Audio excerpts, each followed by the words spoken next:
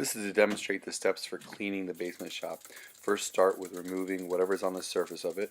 If everyone respects one another, you should be able to walk in and this bench be cleaned right off.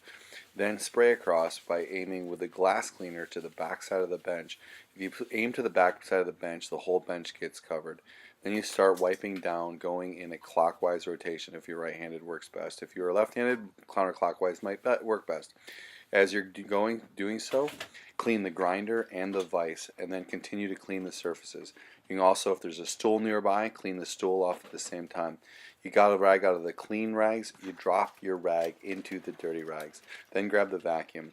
The vacuum cord has been tightened up to be just the right length to reach the whole shop. Now I put it on the bench upside down, and you're going to see me struggle with it. If you put it to where the cord pulls out of the top side, pulls off of the top side coming off the bench, it will work much easier. And you're going to see in a second how the cord fell off the bench and then I had to work around it. But if you get it to where it stays up on the bench, you can just work with it the whole time up there, and you don't have to move it around. It'll just move with you. We turned on, when I started vacuuming, I was turning on the agitator brush, so I was doing the carpets first. Then after that, you just saw me, I switched to doing just the floor. And so I turned on just the floor function. This vacuum will get all the dust and most small debris up off of the floor.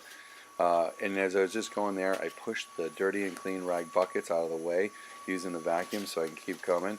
And then you'll see when I come back around the other way, around the bench, I put them back. Again, moving in one kind of fluid motion over here. And moving pretty quickly. You're going to see that this is going to get done in just about 5 minutes as you're doing it. There you saw me pull out the wand. You got to switch it over to the wand function. On this vacuum, I pulled out the wand and I had some stuff to vacuum up in the corners. As you're doing this, pay attention to the corners, vacuum up the corners also. There's the dirty and clean rags, and move them back out of the way. Again, as we respect one another and things are out of the way, this goes easier and faster, and everybody enjoys it much more, and everybody can enjoy a clean shop. You get over here, move the coat rack, move the garbage can if necessary. We've added wheels to the coat rack since recording this.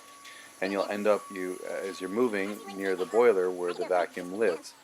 From here, turn it off, go unplug it, wrap it up into the vacuum, and we're just a little bit over 5 minutes with me struggling with a cord.